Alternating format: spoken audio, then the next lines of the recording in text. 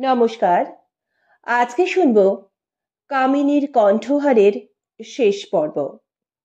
গল্পটি ভালো লাগলে লাইক করবেন, শেয়ার করবেন, আপনাদের মূল্যবান মতামত জানিয়ে চ্যানেলকে সমৃদ্ধ করবেন এবং চ্যানেলটিকে সাবস্ক্রাইব করে চ্যানেলের সঙ্গে থাকবেন।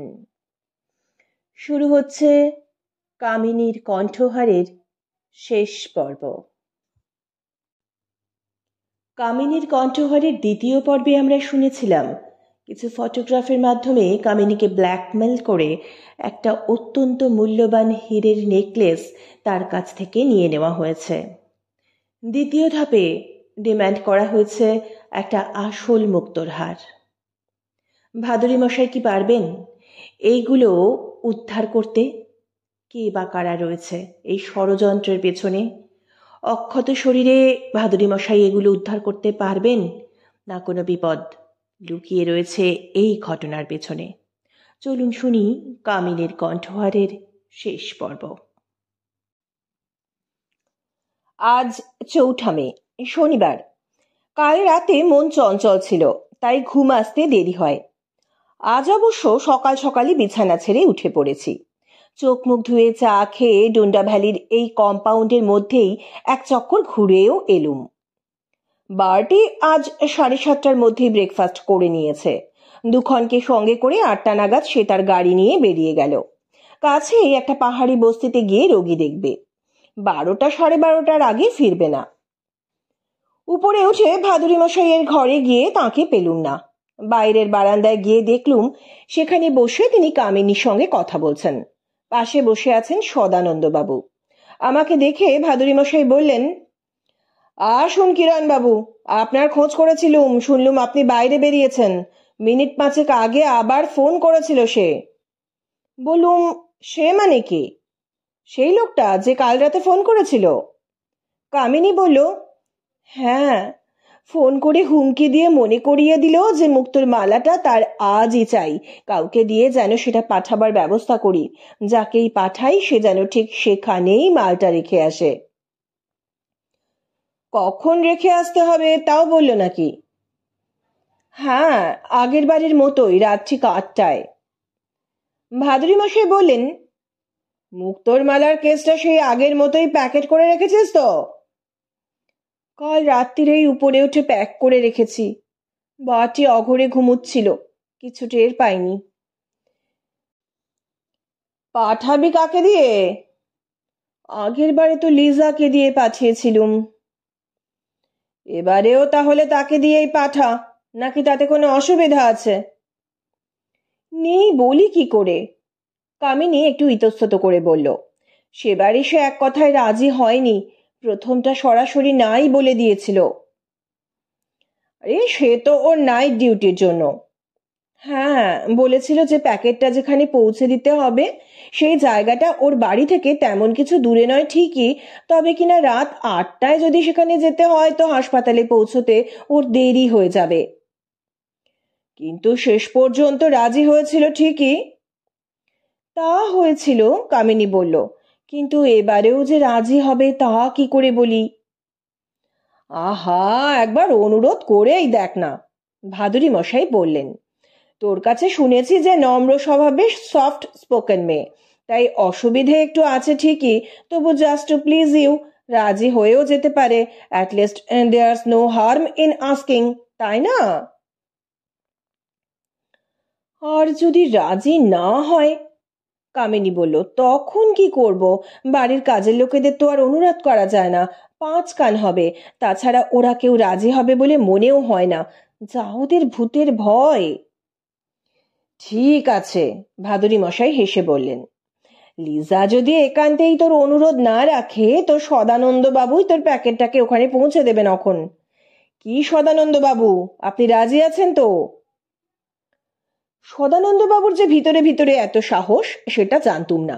চেয়ার ছেড়ে উঠে দাঁড়িয়ে স্পষ্ট উচ্চারণে বললেন, অফকোর্স, কুছ পরোয়া নেই ম্যাডাম, আমি যাব। ভাদুরী মশাই বললেন, তবে তো গোল মিটেই গেল। তবে হ্যাঁ, লিজাকে একবার অনুরোধ করে দেখ না, তার তো কালই আসার কথা ছিল কিন্তু আসেনি, তবে আজ আসবে, তাই তো? হ্যাঁ। কখন আসবে?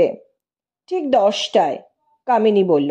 নিজে স্কুটারে আসে, একদিনও দেরি করে না।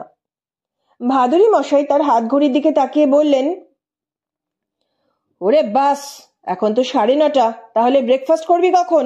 চল চল, নিচে যাই, লিজা আসবে, আগে ব্রেকফাস্টটা করে নে। যেদিন মাসাজ থাকে সেদিন আর আমি ব্রেকফাস্ট করি না, কামিনী বলল। সকালে 1 গ্লাস দুধ খেয়ে নিয়েছি, ওতেই হবে। ঠিক আছে, ভাদুরী মশাই বললেন, তুই যখন ব্রেকফাস্ট করবি না তখন আমাদেরও কিছু তাড়া নেই। লিজা এলে তখন আমরা নিচে নামবো। ইতিমধ্যে আর একটা কথা মনে করিয়ে দিই, লিজা তো এখানে 1 ঘন্টা থাকে, 10টায় এসে 11টায় চলে যায়, তাই না? হ্যাঁ। তা আজ যখন ফিরে যাবে তখন ওকে রিকোয়েস্টটা করতে ভুলিস না কিন্তু।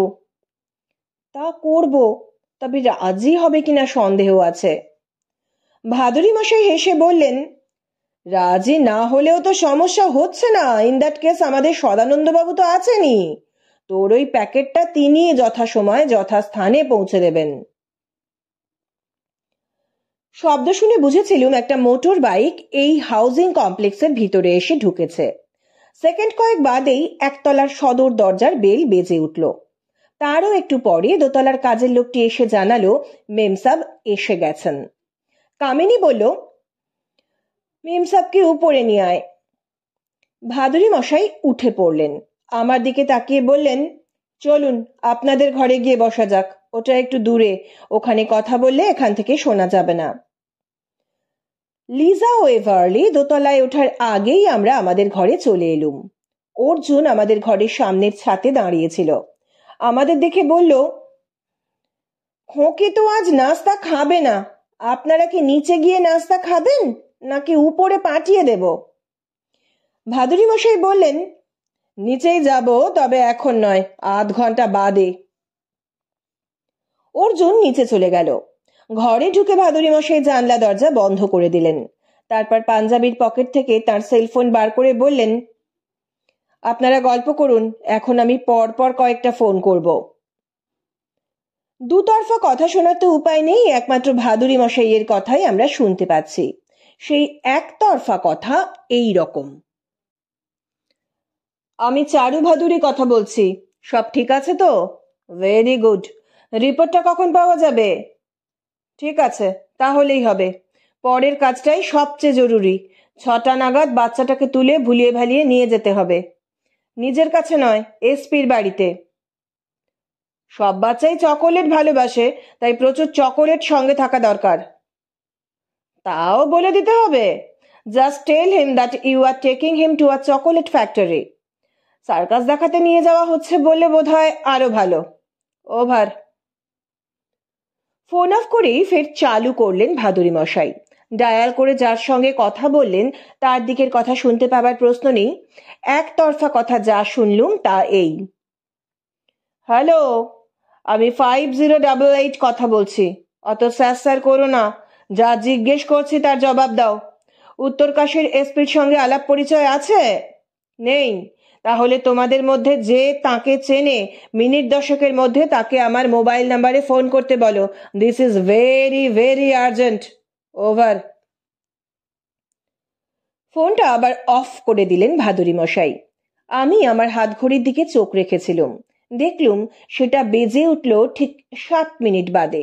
যন্ত্রটা তুলে ভাদুরী মশাই বললেন, ইয়েস, দিস ইজ 5088।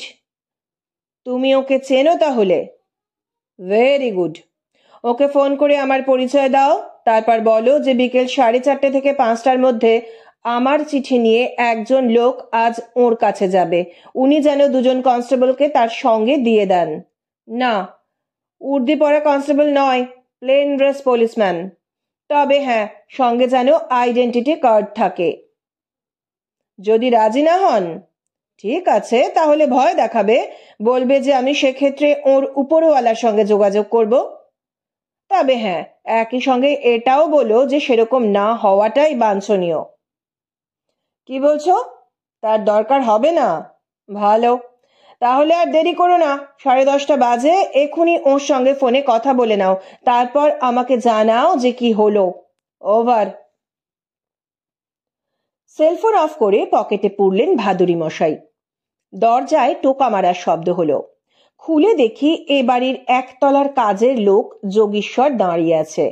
বলল, নাস্তা তৈরি হয়ে গেছে, আপনারা কি নিচে যাবেন? যদি বলেন তো উপরেও দিয়ে যেতে পারি। ভাদুরী মশাইকে বললুম, উপরে দিয়ে যেতে বলবো? দরকার কি, ভাদুরী মশাই বললেন। আধ ঘন্টার মধ্যে কেউ ফোন করবে বলে মনে হয় না, চলুন নিচেই যাওয়া যাক। নিচে নেমে ডাইনিং রুমে ঢুকলুম। অর্জুন একটা লম্বা সেলাম ঠুকে বলল, একটা মুশকিল হয়ে গেছে, দোকানে ডাবল রুটি পাইনি। সদানন্দ বাবু বললেন, সেটা আবার কি? ভাদুরী মশাই হেসে বললেন, ব্রেড, পাউরুটি। তারপর অর্জুনের দিকে তাকিয়ে বললেন, তাতে মুশকিলটা কি হলো? টোস্ট হলো না, অর্জুন বলল, তাই আজ পুরি করেছি। বললুম, বেশ করেছো, রোজ রোজ পাউরুটি চিবোতে কি ভালো লাগে? যে কটা দিন আছি সকালে আমাদের জন্য পুরিই করো। পুরির সঙ্গে পটল ভাজা আর কুমড়োর ছোকা ছিল, আর ছিল রাজেশের পাঠানো কালাকাঁদ। চটপট ব্রেকফাস্ট করে আমরা উপরে উঠে এলুম। তার মিনিট খানিক বাদেই ভাদুরী মশাই মোবাইল জানান দিল যে মেসেজ আছে। আবার সেই একতরফা কথা। ভাদুরী মশাই যা বললেন সেটা এই, 5088। হ্যাঁ শুনতে পাচ্ছি, বলে যাও। আমাকে উনি চিনতে পেরেছেন? ভালো। আমার লোক গিয়ে দেখা করলেই তার সঙ্গে যাবার জন্য সাদা পোশাকের দুজন কনস্টেবল দিয়ে দেবেন। Very good. তুমি আপাতত অফিসেই থাকো, মানে আবার হয়তো তোমার সঙ্গে কথা বলার দরকার হতে পারে। ওভার। ফোনটা আবার পকেটে ঢোকালেন ভাদুরী মশাই। হাত ঘড়ি দেখে মৃদু হেসে বললেন, সো ফার সো গুড, কিন্তু 11:15 বাজে, মিনি তার ঘর থেকে বেরোচ্ছে না কেন? দরজাটা খুলে রাখুন তো। সদানন্দ বাবু বললেন, লিজা চলে না গেলে বেরোবেন কি করে? আমি বললুম, কিন্তু এতক্ষণে চলে যাবার কথা। প্রায় সঙ্গে সঙ্গেই কানে এলো স্কুটার স্টার্ট করার শব্দ। সদানন্দ বাবু বললেন, ওই গেল বোধ হয়। মিসেস রাসেলের রিকোয়েস্টে রাজি হলো কি না কে জানে। আমি বললুম, রাজি না হলে তো আপনিই আছেন, প্যাকেটটা ক্যারি করে আপনি যথাস্থানে পৌঁছে দেবেন। তা তো দেবই, রাত 8টাতেই দেব।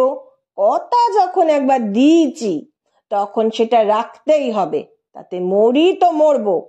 শুধু একটা কথা, যদি মরি তো আমার উইডোকে দয়া করে দেখবেন।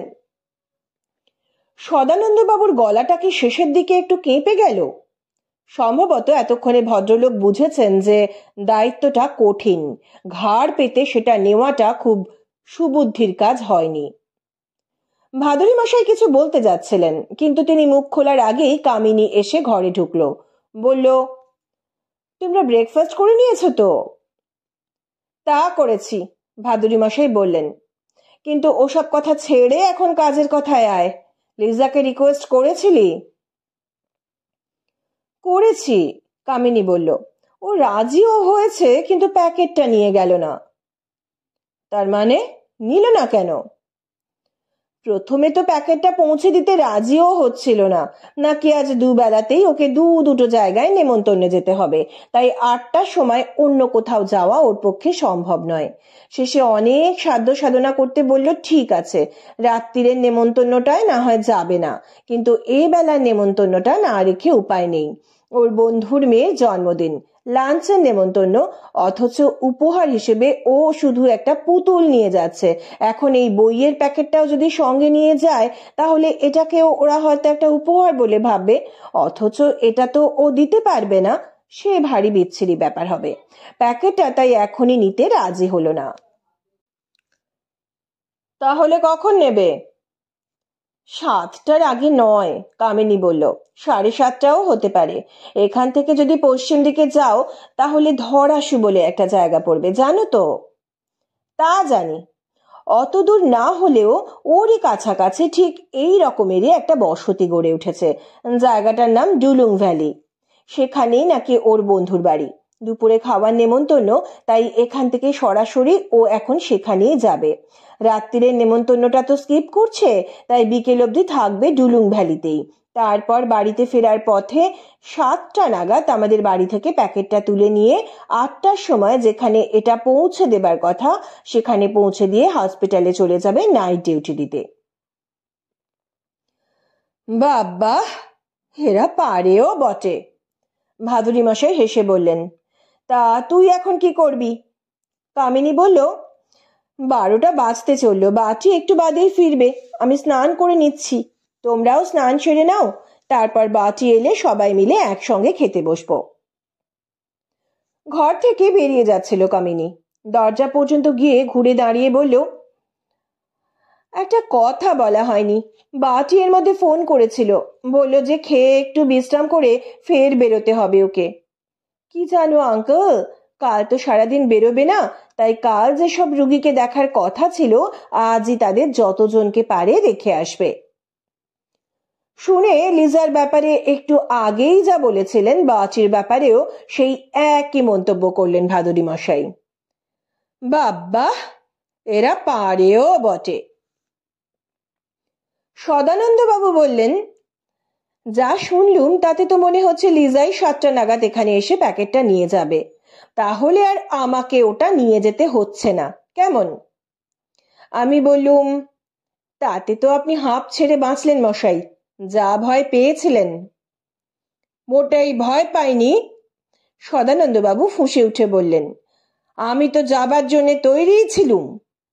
ভাদুরী মশাই বললেন, থাক থাক, আর বীরত্ব ফলাতে হবে না, আপনি খুব ভালোই জানেন যে আমি আপনাকে যেতে দিতুম না, দরকার হলে আমি নিজেই যেতুম, আর তাছাড়া কেউই ওই প্যাকেট নিয়ে ওখানে যাবে কিনা তাতেও আমার সন্দেহ আছে। এই শেষের কথাটা কেন বললেন তা আর ব্যাখ্যা করলেন না ভাদুরী মশাই। পকেট থেকে সেলফোন বার করে ডায়াল করতে বসলেন। যাকে ডাকলেন তার উত্তর পাওয়ার পর একতরফা তাকে যা বললেন তা এই, আমি চারু ভাদুরী বলছি, বাচ্চার মা এখন বাইরে, সম্ভবত 7:30 8টা পর্যন্ত বাইরেই থাকবে। বাচ্চাকে তুলে আনার কাজটা তার ফলে সহজ হয়ে গেল। এসপি সঙ্গে দেখা করলে তিনি 2জন প্লেন ড্রেসের পুলিশ সঙ্গে দেবেন। বাচ্চাকে তুলে এনে নিজের কাছে রাখা উচিত হবে না, এসপির অফিসে জমা দিতে হবে। ক্লিয়ার? গুড। তা যে রিপোর্টের কথা বলেছিলাম সেটা কখন পাওয়া যাবে? পাওয়া গেছে? তাই, আমি ঠিক এই সন্দেহই করেছিলুম। ওভার। সেলফোন পকেটে পুরে ভাদুরী মশাই বললেন, এ কি, আপনারা বসে আছেন কেন? স্নান করে নিন, আমি আমার ঘরে চললুম। আর কোনো কথা না বলে তিনি ঘর থেকে বেরিয়ে গেলেন। বাটি বলেছিল 12টা 12:30টায় ফিরবে, ফিরল 1টারও খানিক পরে। কাঁচুমাচু মুখে বলল, সরি আঙ্কেল, এত রোগী দেখতে হবে ভাবিনি, একটু দেরি হয়ে গেল। ভাদুরী মশাই বললেন, সে আর কি করা যাবে, এখন পোশাক পাল্টে নিচে নেমে খাওয়ার পাট চুকিয়ে একটু বিশ্রাম করে নাও, বিকেলে তো ফের রুগী দেখতে যাবে শুনলুম। লাঞ্চের ঘন্টা বাজলো 1:30টায়, খাওয়ার পাট চুকতে চুকতে 2:30টে, তারপরে আর গল্পগুজব বিশেষ হলো না। আমরা উপরে চলে এলাম। ভাদুরী মশাই আর আমাদের ঘরে এলেন না, নিজের ঘরে ঢুকে দরজা বন্ধ করলেন। তাকে একটু অন্যমনস্ক দেখাচ্ছিল। খাওয়ার টেবিলে খুব একটা কথা বলেননি, উপরে এসেও আমাদের কিছু বললেন না। মনে হলো নিজের ঘরে গিয়ে এখন বোধহয় আরো গোটা কয়েক ফোন করবেন। আমাদের ঘরে ঢুকে সদানন্দ বাবু আর দেরি করলেন না, বিছানায় টান হয়ে শুয়ে পড়লেন। ঘুমিয়েও পড়লেন প্রায় সঙ্গে সঙ্গেই। তার দুটো কারণ, 1 গুরুভোজন, 2 প্যাকেটটা রাত 8টার সময় যথাস্থানে পৌঁছে দেওয়ার দায়িত্ব থেকে অব্যাহতি। আমার ঘুম এলো না। কলকাতা থেকে একটা থ্রিলার সঙ্গে নিয়ে এসেছিলুম, সেটা পড়তে শুরু করেছি। এমন সময় দরজায় টোকা পড়ল। দরজা খুলে দেখি ভাদুরী মশাই। বললেন, আমি একটা জরুরি কলের জন্য অপেক্ষা করছি, নিচে নামা সম্ভব নয়, আপনি একতলায় গিয়ে ইন্দারলালকে বলে আসুন সে যেন বিকেলে কোথাও না যায়, আর ট্যাক্সি যেন তৈরি থাকে, সন্ধে নাগাদ আমরা বেরোবো। কথা শেষ করে তিনি আর দাঁড়ালেন না, নিজের ঘরে চলে গেলেন। আমি নিচে নেমে ইন্দ্রলালকে যা বলার বলে আবার দোতলায় উঠে এসে থ্রিলারটা আবার পড়তে শুরু করেছিলুম, কিন্তু মন বসল না। বিছানায় শুয়ে আকাশ পাতাল ভাবতে লাগলুম। যে বাচ্চাটিকে তার বাড়ি থেকে তোলার কথা শুনেছি, সে কে? তাকে আদৌ তোলা হবে কেন? রিপোর্টে বা কিসের, কিছুই ঠাহর হচ্ছে না। শুধু এইটুকু আন্দাজ করতে পারছি যে কামিনী ব্যাপারটা এখন ক্রমেই আরো ঘোরালো হয়ে উঠছে। বাটির বাড়িটা চমৎকার, কিন্তু গাড়িটা লজ্জর। স্টার্ট দিয়ে চলতে শুরু করার সময় বিকট শব্দ করে। শব্দটা আমি চিনে রেখেছি। কানে আসতে ঘড়ির দিকে তাকালুম। 4:30। বাটি তার গাড়ি নিয়ে পাহাড়ি বস্তিতে চলে গেল। রোগী দেখার কাজ শেষ করে তাদের ওষুধপত্র দিয়ে কখন বাড়ি ফিরবে কে জানে। একটু বাদেই ঘরে ঢুকলেন ভাদুরী মশাই। বললেন, একজনকে ফোন করার দরকার। ও ঘর থেকে করতে পারছি না। ঘর সাফাই হচ্ছে, বিছানা বালিশ চাদর ওয়ার পাল্টানো হচ্ছে, তার মধ্যে ফোন করা যায়? হেসে বললুম, বেশ তো, তাহলে এখান থেকেই করুন। পকেট থেকে সেলফোন বার করলেন ভাদুরী মশাই, ডায়াল করলেন। তারপর প্রায় মিনিট খানিক চুপ করে থেকে বললেন, আমি ভাদুরী বলছি। ফোন ধরতে এত দেরি হয় কেন? এসপির সঙ্গে দেখা হলো? দুজন লোক দিয়েছে? ভালো, দুজনই সঙ্গে যাক, তবে ফেরার সময় দুজনের একজনকে ওখানে রেখে আসতে হবে। হ্যাঁ, আমার দরকার হতে পারে। আর কিছু জানার আছে? নেই? তাহলে আর দেরি না করে কাজে বেরিয়ে পড়া ভালো। ওভার। ফোন পকেটে পুরে বললেন, 5টা বাজে, সদানন্দবাবু ঘুমোচ্ছেন দেখছি, ঘুমোতে দিন। তবে হ্যাঁ, 6টার সময় তুলে দেবেন। 6:30টার সময় আপনাদের রেডি হয়ে নেওয়া চাই, যদি অবশ্য আমার সঙ্গে যেতে চান। বললুম, রেডি হয়ে থাকবো অবশ্যই, আপনার সঙ্গে যাব, কিন্তু আপনি যাবেনটা কোথায়? সঙ্গে যখন যাচ্ছেন তখন যথাসময়ে সেটা জানতে পারবেন। আচ্ছা, রওনা হবেন ওই 6:30টাতেই? সেটা নিশ্চিত বলা যাচ্ছে না। ভাদুরী মশাই রহস্যময় হেসে বললেন, আপাতত শুধু এটুকুই বলতে পারি যে সম্ভবত 6:30টার আগে নয়, ওদিকে 7:30টার পরে নয়। ও হ্যাঁ, ইন্দ্রলালকে গাড়ি তৈরি রাখতে বলেছেন তো? হ্যাঁ, তখনই বলে এসেছি গাড়ি তৈরি থাকবে। তাহলে এখন যাই, ঘরে বসে চুপচাপ একটা প্ল্যান ছকে নিতে হবে। আশা করি আমার ঘর গোছাবার কাজ এতক্ষণে শেষ হয়েছে। ভাদুরী মশাই আমাদের ঘর থেকে বেরিয়ে গেলেন। আমি আবার আমার অর্ধ সমাপ্ত থ্রিলারের পাতা উল্টাতে শুরু করলুম, কিন্তু এবারেও তাতে মন বসলো না। বুঝতে পারছিলুম কিছু একটা ঘটতে চলেছে, কিন্তু সেটা যে কি তা বুঝে উঠতে পারছিলুম না। তার ফলে একটু অস্থির অস্থির বোধ করছিলুম। ভাবছিলুম যে ভাদুরী মশাই যাবেন কোথায়? সেই শেষ না হওয়া বাড়িটাতে, যার একতলায় সিঁড়ির প্রথম ধাপে প্যাকেটটা রেখে আসার কথা। যে লোকটা ফোন করে ভয় দেখাচ্ছে, হুকুম দিচ্ছে প্যাকেটটা নেবার জন্য, সে কি সেখানে অন্ধকারে গা ঢাকা দিয়ে অপেক্ষা করে থাকবে? ভাদুরী মশাই যদি সেখানেই যান, একটা সংঘর্ষ তাহলে হবেই। বই পড়ব কি, এই সব ভাবনাই আমাকে অস্থির করে দিচ্ছিল। 6টা বাজতেই সদানন্দ বাবুকে তুলে দিলুম। 6:30টার মধ্যে আমরা রেডি। তার মিনিট কয়েক আগে ভাদুরী মশাই তার ঘর থেকে আমাদের ঘরে চলে এসেছিলেন। বললেন, ভয় পাবেন না, ভয়ের কিছু নেই, কাজ শেষ হতে ঘন্টাখানেকের বেশি লাগবে না। সদানন্দ বাবু বললেন, ভয় করলেই ভয়। ভাদুরী মশাই আমাদের ঘর থেকে বেরিয়ে গেলেন। আমি আবার আমার অর্ধ সমাপ্ত থ্রিলারের পাতা উল্টাতে শুরু করলুম, কিন্তু এবারেও তাতে মন বসলো না। বুঝতে পারছিলুম কিছু একটা ঘটতে চলেছে, কিন্তু সেটা যে কি তা বুঝে উঠতে পারছিলুম না। তার ফলে একটু অস্থির অস্থির বোধ করছিলুম। ভাবছিলুম যে ভাদুরী মশাই যাবেন কোথায়? সেই শেষ না হওয়া বাড়িটাতে, যার একতলা সিঁড়ির প্রথম ধাপে প্যাকেটটা রেখে আসার কথা। যে লোকটা ফোন করে ভয় দেখাচ্ছে, হুকুম দিচ্ছে প্যাকেটটা নেবার জন্য, সে কি সেখানে অন্ধকারে গা ঢাকা দিয়ে অপেক্ষা করে থাকবে? ভাদুরী মশাই যদি সেখানেই যান, একটা সংঘর্ষ তাহলে হবেই। বই পড়ব কি, এইসব ভাবনাই আমাকে অস্থির করে দিচ্ছিল। 6টা বাজতেই সদানন্দবাবুকে তুলে দিলুম। 6:30টার মধ্যে আমরা রেডি। তার মিনিট কয়েক আগে ভাদুরী মশাই তাঁর ঘর থেকে আমাদের ঘরে চলে এসেছিলেন। বললেন, ভয় পাবেন না, ভয়ের কিছু নেই, কাজ শেষ হতে ঘণ্টাখানেকের বেশি লাগবে না।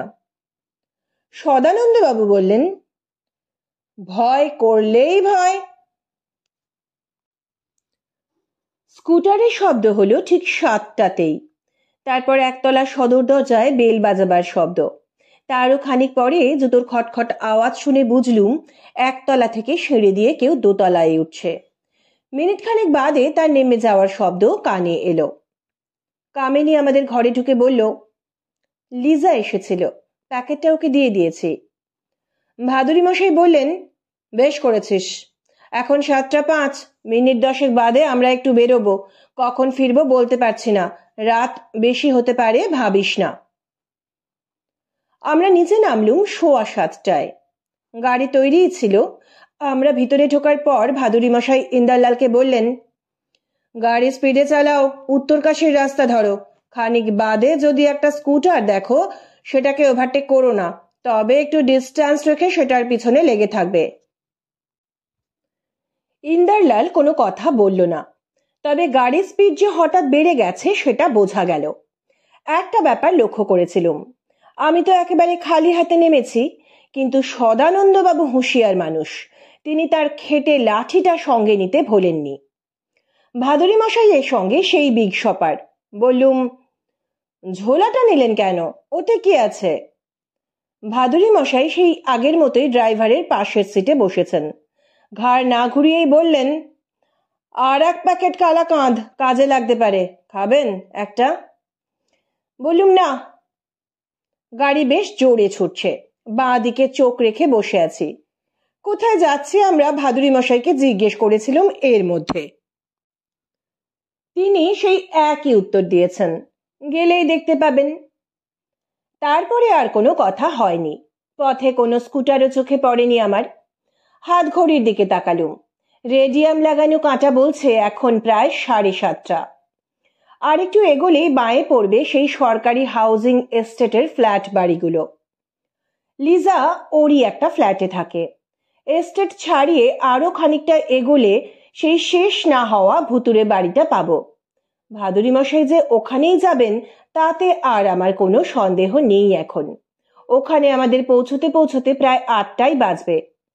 কে যে ওখানে অপেক্ষা করছে কে জানে। শুধু এইটুকু বুঝতে পারছি যে যেই অপেক্ষা করুক ভাদুরী মশাইয়ের সঙ্গে তার একটা সংঘর্ষ হবেই। আশ্চর্য ব্যাপার, কোথায় সেই অন্ধকার ভুতুরে বাড়িতে যাব তা নয়।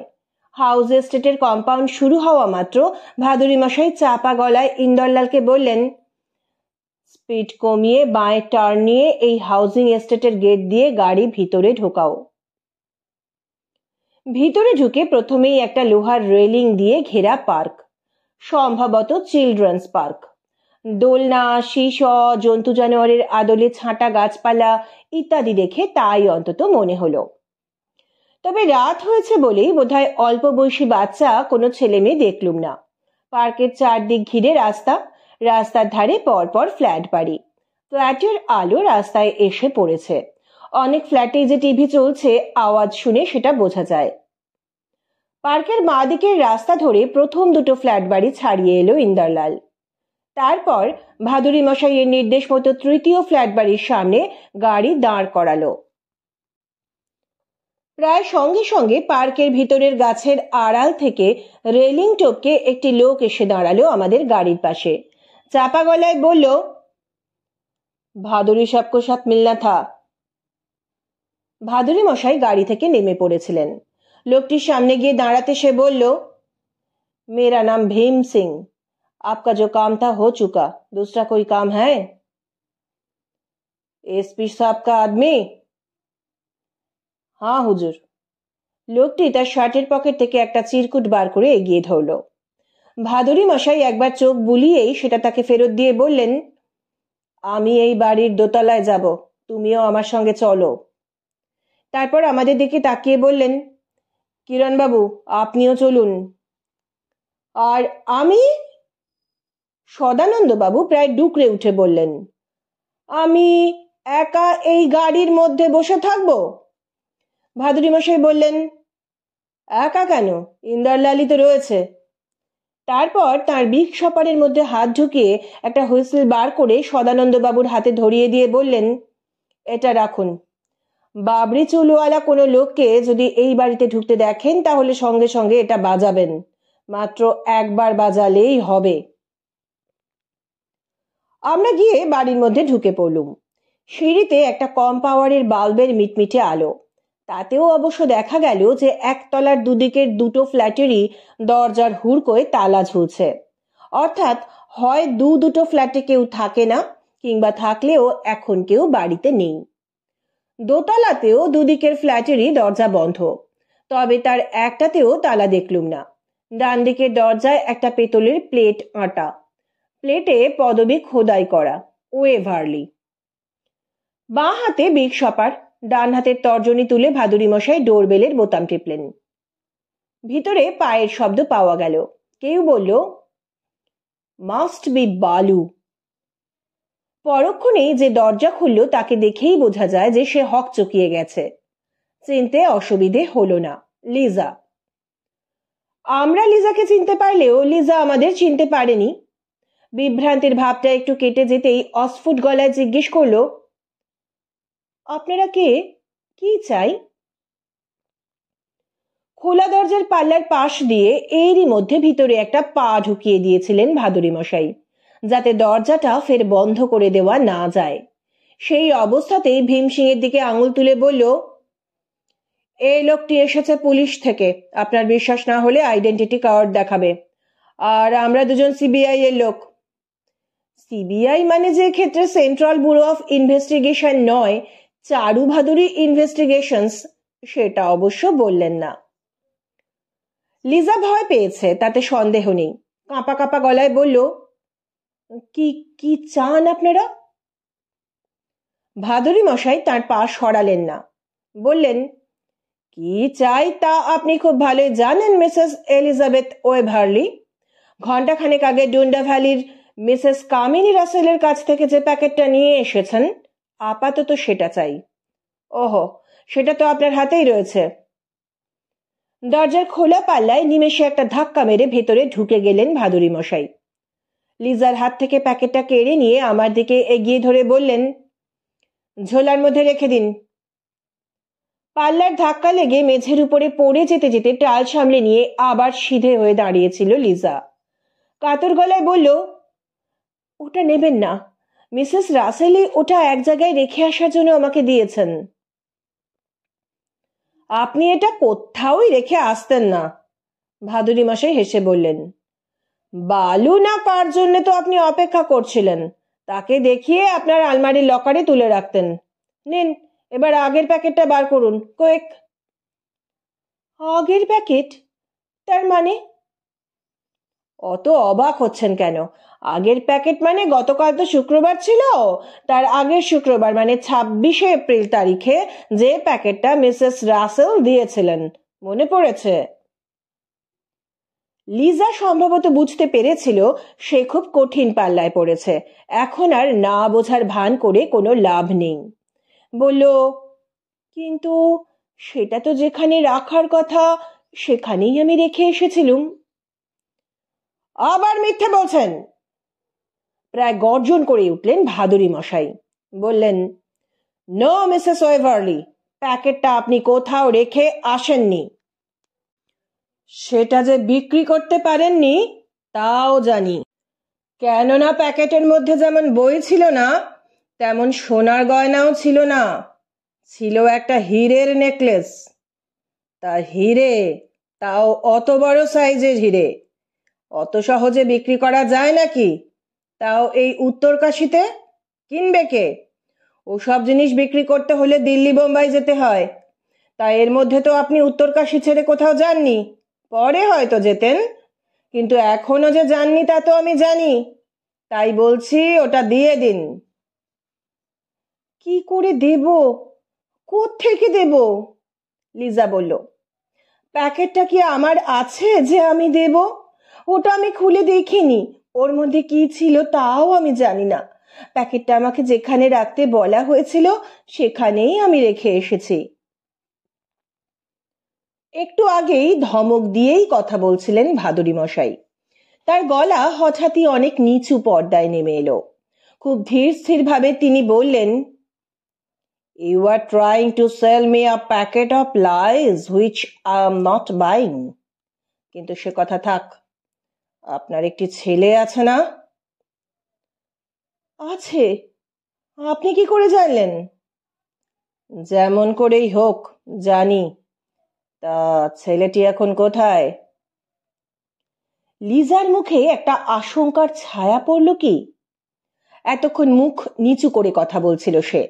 হঠাৎ মুখ তুলে ভাদুরী মশাইয়ের দিকে তাকিয়ে বলল, আমাদের এই হাউজিং এস্টেটে একটা চিলড্রেন্স ওয়েলফেয়ার কমিটি আছে। এখানকার বাচ্চা নিয়ে তারা মাঝে মাঝে বেড়াতে বেরোয়।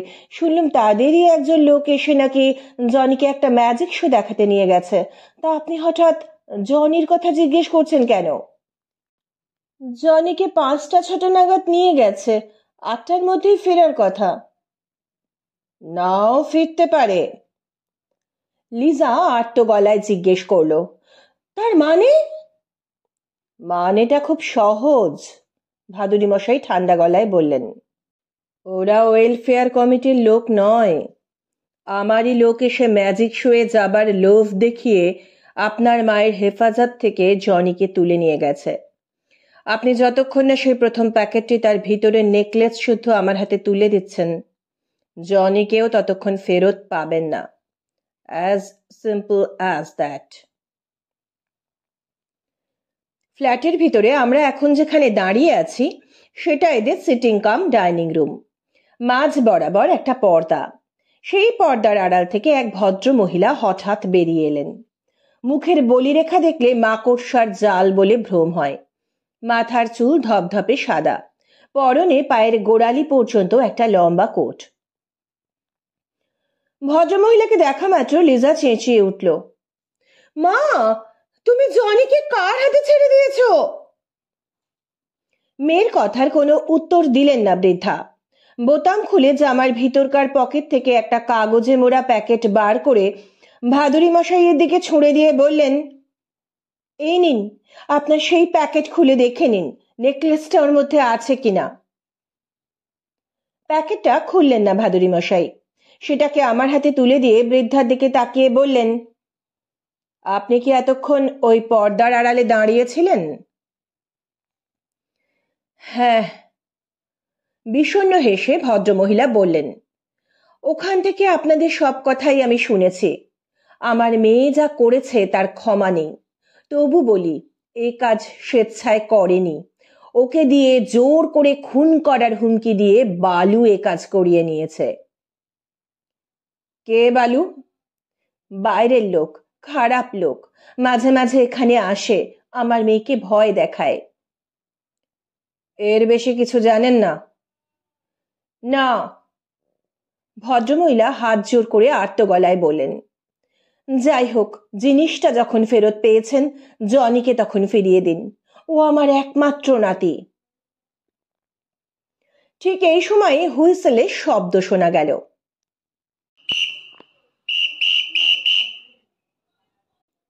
ভাদুরী মশাইও তৎক্ষণাৎ, ভীম, তুমি এখানে থাকো বলেই তার ঝোলার মধ্যে হাত ঢুকিয়ে কিছু একটা ভারী জিনিস তুলে নিয়ে দরজার বাইরে সিঁড়ির দিকে ছুট লাগালেন। আমি তার পিছু নিতে নিতে খেয়াল করলুম ঝোলা থেকে যা তার হাতে উঠে এসেছে সেটা একটা রিভলভার। যাকে এ বাড়িতে ঢুকতে দেখে সদানন্দবাবু হুইসেল বাজিয়েছেন, একতলায় নামার আগেই বাবরি চুলওয়ালা সেই লোকটির সঙ্গে সিঁড়ির মধ্যখানে আমাদের দেখা হয়ে গেল। ভাদুরী মশাইকে দেখে সে হকচকিয়ে গেল, তা বুঝতে কিছুমাত্র দেরি হলো না আমার। সঙ্গে সঙ্গে সে পিছন দিকের একতলায় নেমে যাবার উদ্যোগ করছিল, কিন্তু সদানন্দবাবু ততক্ষণে পিছনে এসে দাঁড়িয়েছেন। ভাদুরী মশাইয়ের হাতে রিভলভার দেখে সদানন্দবাবু বুঝে গিয়েছিলেন যে যাকে আমরা ধাওয়া করেছি সে মোটে সুবিধের লোক নয়। ফলে লোকটা যখন তাকে ধাক্কা মেরে তার পাশ কাটিয়ে তড়বড় করে নিচে নেমে যাচ্ছে, তখন মাথায় লোহার বল বসানো তার সেই বিখ্যাত খেটে লাঠি দিয়ে লোকটার কপালে একঘা বসিয়ে দিতে সদানন্দবাবুর একটুও ভুল হয়নি। তার ফল যা হবার তাই হলো। সিঁড়ির উপরেই কপাল চেপে ধরে লোকটা বসে পড়ল। ডান হাতে রিভলভার, সিঁড়ি দিয়ে দুধাপ নেমে বাঁ হাতে লোকটার শার্টের কলারের পিছন দিকটা মুঠো করে ধরে একটা হ্যাঁচকা টান মেরে তাকে দাঁড় করালেন ভাদুরী মশাই। তারপর মৃদু হেসে বললেন, বালুচন্দ্রন, এটা তোমার ফিল্মি ফাইটিং নয়, তাই তোমার কপাল ফেটে যা গড়াচ্ছে তাও টমেটোর রস নয়, রক্ত। আর আমার হাতের এটাও নকল নয়, আসল রিভলভার। তোমার ভাগ্য ভালো যে লাঠির বাড়ি খেয়েছো, আমাকে রিভলভার চালাতে হয়নি। নাও, এখন উপরে চলো। নার্সের বাড়ি, ফার্স্ট এডের জিনিসপত্র সবই মজুদ। ভাদুরী মশাইয়ের নির্দেশে লিজা চটপট বালুর কপালে একটা অ্যান্টিসেপটিক লোশন লাগিয়ে ব্যান্ডেজ বেঁধে দিল। বালুচন্দ্রনের শার্টে রক্তের ছাপ, ব্রাউন রঙের ময়লা প্যান্টটাও হাঁটু পর্যন্ত গোটানো। সদানন্দ বাবু তার নিজস্ব হিন্দিতে বললেন, এই তুম প্যান্ট নামাকে বৈঠো, দেখতা নেই যে এখানে দুজন লেডি রয়েছেন? ভাদুরী মশাই বললেন, নামাবে কি করে, প্যান্টটা ছেঁড়া যে। কিন্তু আর তো দেরি করা চলে না ভীম সিং, এই লোকটিকে নিয়ে আমরা এখন এসপি সাহেবের কাছে যাব। হাত কড়ি লাগিয়ে একে এখন নিচে নামিয়ে ট্যাক্সিতে তোলো। লিজার মা বললেন, আমরা এখন কি করব? আপনারা এখন এখানেই থাকুন, ভাদুরী মশাই বললেন। পরে যদি দরকার হয় তো আপনাদের ডেকে পাঠানো হবে। ও হ্যাঁ, জনির জন্য চিন্তা করবেন না, একটু বাদেই তাকে পাঠিয়ে দিচ্ছি। কামিনীদের বাড়ি থেকে যখন লিজাদের ফ্ল্যাটে আসি ট্যাক্সিতে, তখন ভাদুরী মশাই ছিলেন ড্রাইভারের পাশের আসনে। পিছনের আসনে জায়গা পেয়েছিলুম আমি আর সদানন্দ বাবু। লিজাদের বাড়ি থেকে উত্তরকাশীতে যাবার পথে জায়গা পাল্টাপাল্টি হয়েছে। বিগ শপার থেকে পায়ের কাছে নিয়ে আমি আর সদানন্দ বাবু এখন সামনের সিটে ড্রাইভার ইন্দ্রলালের পাশে একটু ঘেঁষাঘেঁষি করে বসেছি। আর পিছনের সিটে বালচন্দ্রনকে মাঝখানে নিয়ে তার দুপাশে বসেছেন ভাদুরী মশাই আর ভীম সিং।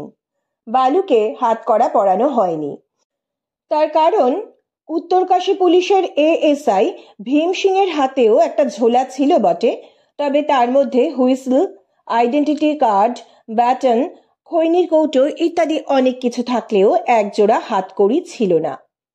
তাতে অবশ্য কোনো ক্ষতি হয়নি। দুদিকে শক্ত পাহারা, মধ্যখানে বালু একেবারে ঝিম মেরে বসে আছে। ট্যাক্সিতে উঠেই তার মোবাইল বার করে ভাদুরী মশাই কাউকে ফোন করেছিলেন। নিজের পরিচয় দিয়ে তাকে বলেছিলেন যে কাজ শেষ, ৮ ঘন্টা ৪৫ মিনিটের মধ্যেই আমরা এসপি সাহেবের দফতরে পৌঁছে যাব। পৌঁছলুম ৯:৩০। পুলিশ সুপারের নাম দেওনন্দন ঠাকুর। আমরা তার দফতরে পৌঁছাবা মাত্র খবর পেয়ে তিনি তার ঘর থেকে বেরিয়ে এসে ভাদুরী মশাইকে নমস্কার করে বললেন, আসুন আসুন, উপর থেকে আমাকে আপনার কথা বলা হয়েছে, দয়া করে আমার ঘরে এসে বসুন, তারপর আপনার সমস্ত কথা আমি শুনবো, and of course I shall do the needful. ভদ্রলোক আইপিএস অফিসার, বয়স বছর ৪০।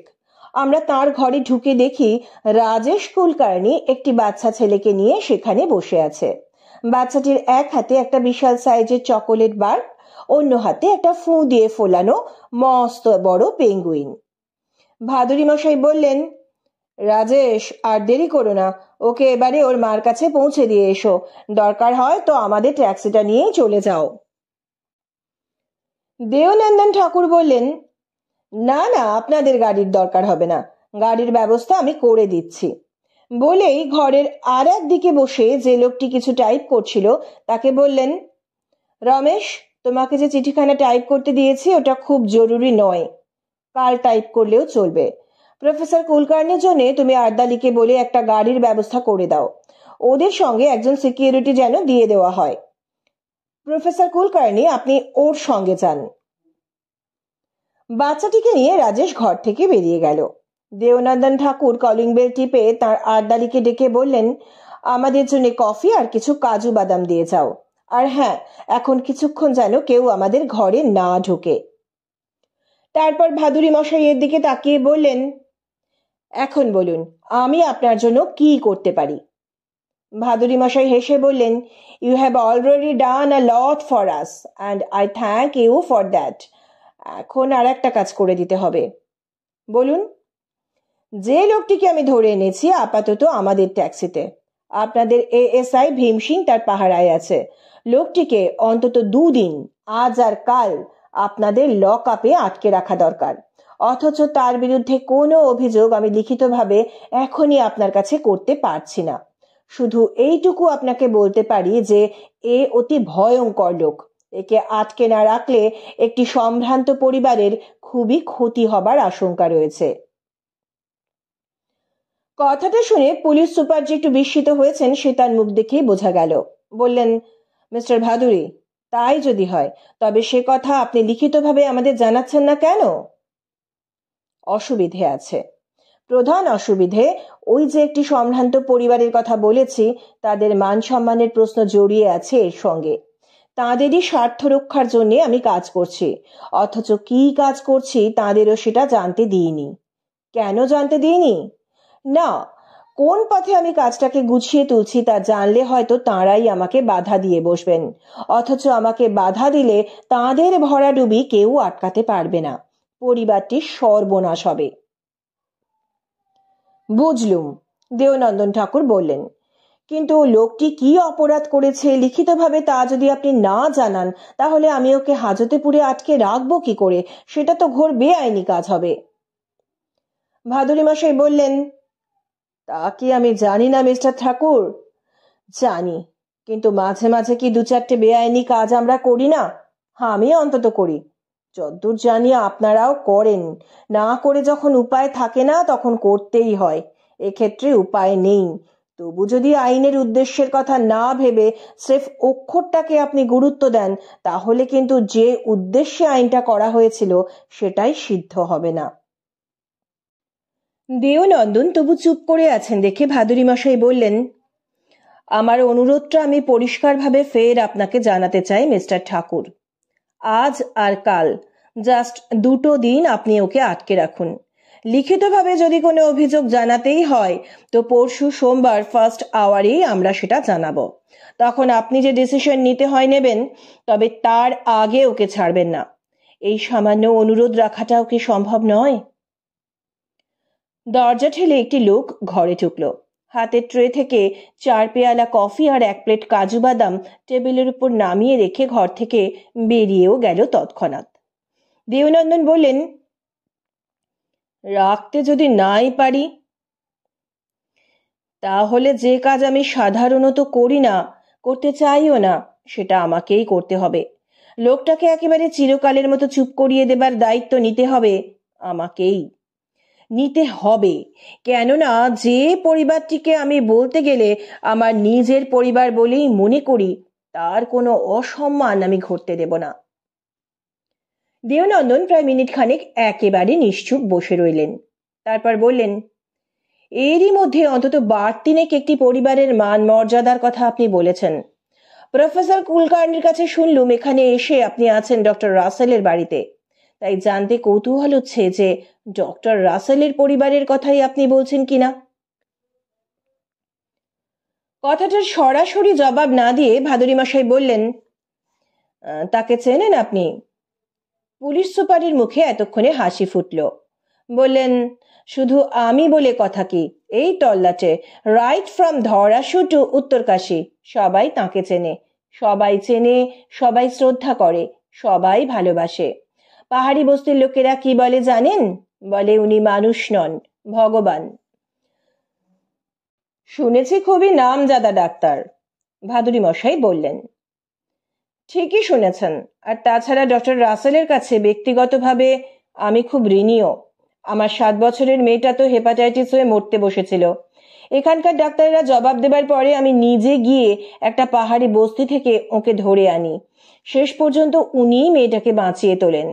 তা আপনি যাকে নিয়ে এসেছেন সেই লোকটাকে ডক্টর রাসেলের কোনো ক্ষতি করেছে নাকি? করেছে, ভাদুরী মশাই বললেন, এখনো করছে। এমন সব কাজ করছে যাতে ডক্টর রাসেলের সর্বনাশ হয়ে যেতে পারে। তাই বলছিলুম যে আপনি যদি একান্তই না পারেন তো লোকটাকে চুপ করিয়ে রাখার দায়িত্ব না হয় আমিই নেব। মুহূর্তের মধ্যে পাল্টে গেল দেওনন্দন ঠাকুরের চেহারা। টেবিলের উপরে দমাস করে একটা কিল মেরে বললেন, না না, আপনি কেন দায়িত্ব নেবেন? তাহলে আমরা আছি কি করতে? ঠিক বলেছেন, সব সময় অত আইন মানলে চলে না। কথা শেষ করেই বেল বাজিয়ে আর্দালিকে ডেকে বললেন, এএসআই ভীম সিং একটা গুন্ডাকে এখানকার রাস্তা থেকে ধরে এনেছে। তাকে তোমাদের হেফাজতে নিয়ে এখানকার হাজতে পুরে দাও। আজ আর কাল হাজতে থাকুক, তারপর যা করার সোমবার এসে করা যাবে। আর্দালিটি বুটে বুট ঠুকে সেলাম করে ঘর থেকে বেরিয়ে গেল। আমরাও ধন্যবাদ বলে ভাদুরী মশাইয়ের সঙ্গে ঘর থেকে বেরিয়ে আমাদের ট্যাক্সিতে ফের পিছনের সিটে উঠে পড়লুম। সদানন্দবাবু অনেকক্ষণ ধরে উসখুস করছিলেন, কিন্তু মুখ ফুটে কিছুই বলছিলেন না। এখন শহরের সীমানা ছাড়িয়ে আমরা হাইওয়েতে পড়া মাত্র বললেন, এই লোকটাকেই গতকাল বিকেলে আমি বাঁদর কাঁধে রাস্তার ধারে দাঁড়িয়ে থাকতে দেখেছিলুম। ঠিক ঠিক, আমি বললুম, সে তো আমিও দেখেছি। সামনের সিট থেকে ভাদুরী মশাই বললেন, তাহলে এতক্ষণ সে কথা বলেননি কেন? সদানন্দবাবু আমতা আমতা করে বললেন, ভয়ে। একে তো ডেঞ্জারাস লোক, তাই আবার আমাদের গাড়ির মধ্যেই বসেছিল কিনা, তাই বড্ড নার্ভাস লাগছিল। ভাদুরী মশাই বললেন, তা তো বুঝলুম, কিন্তু সদানন্দবাবু, যার কপালে লাঠির বাড়ি কষাতে আপনার হাত কাঁপেনি, হঠাৎ আবার তাকে অত ভয় পাবার মতো কি ঘটল? লাঠিটা তো অত ভেবে চিনতে মারিনি, সদানন্দবাবু লজ্জিত গলায় বললেন। ওই মানে ঝোঁকের মাথায় মেরে দিয়েছিলুম। বেশ করেছিলেন, তবে কিনা লোকটার বাবরি চুলের কথাটা কাল আপনারা কেউই বলেননি। আইডেন্টিফিকেশনের সময় কাজে লাগতে পারে ভেবে আমি কিন্তু সেটার কথাও মনে রেখেছিলুম, যে জন্যে আজ সদানন্দবাবুকে বলে রেখেছিলুম যে লিজাদের বাড়িতে বাবরি চুলওয়ালা কোনো লোককে ঢুকতে দেখলেই যেন তিনি হুইসল বাজান। ভাদুরী মশাই চুপ করে যাবার পর বাকি পথে আর কোনো কথা হলো না। বেশ রাত হয়েছে, পথ ফাঁকা। ইন্দারলাল স্পিড বাড়িয়ে দিয়েছে। ডুন্ডা ভ্যালিতে পৌঁছতে পৌঁছতে তবু 12টা বেজে গেল। বেল বাজবা মাত্র দরজা খুলল কামিনী। বলল, এত রাত হলো যে? তার প্রশ্নের কোনো জবাব না দিয়ে বিগ শপারের ভেতর থেকে প্যাকেট দুটো বার করে আনলেন ভাদুরী মশাই। সেই দুটো কামিনীর হাতে তুলে দিয়ে বললেন, এই নে তোর হীরের নেকলেস আর মুক্তোর মালা। বাস বাস, এখন আর এ নিয়ে কোনো কথা নয়, যা বলার কাল বলবো। বড্ড খিদে পেয়ে গেছে, খেতে দে। বাটি কখন ফিরল? 10:30টায়, কামিনী বলল। ভীষণ টায়ার্ড ছিল, খেয়ে ঘুমিয়ে পড়েছে। তোমরা আর এখন উপরে উঠো না, এখানেই হাত মুখ ধুয়ে খেতে বসে যাও, আমি সব গরম করে রেখেছি। খাওয়া শেষ হবার পর ভাদুরী মশাই বললেন, মিনি, তোর হয়তো খেয়াল নেই, কিন্তু আমি জানি যে কাল তোর জন্মদিন। জন্মদিনে সত্য কথা গোপন করতে নেই, সব কথা খুলে বলতে হয়। কাল ভোরে ঘুম থেকে উঠে বাটিকে সব খুলে বলবি, কিচ্ছু গোপন করবি না, তা নইলে তোর উদ্ধার নেই। আমরা উপরে উঠে এলুম। ঘরে ঢুকে সদানন্দবাবু বললেন, পুলিশ সাহেবের ওখানে কফি খাওয়াটা উচিত হয়নি, ভয়ে ভয়ে খেলুম, রাত্রিরে এখন ঘুম হবে কিনা কে জানে। শুয়ে পড়ার মিনিট খানেক বাদেই কিন্তু তার নাক ডাকতে শুরু করলো।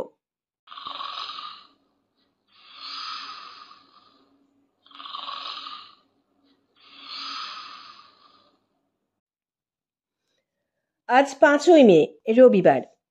কাল ঘুমোতে অনেক রাত হয়ে গিয়েছিল। আজ কিন্তু সকাল 7টার মধ্যে বিছানা ছেড়ে উঠে পড়েছি।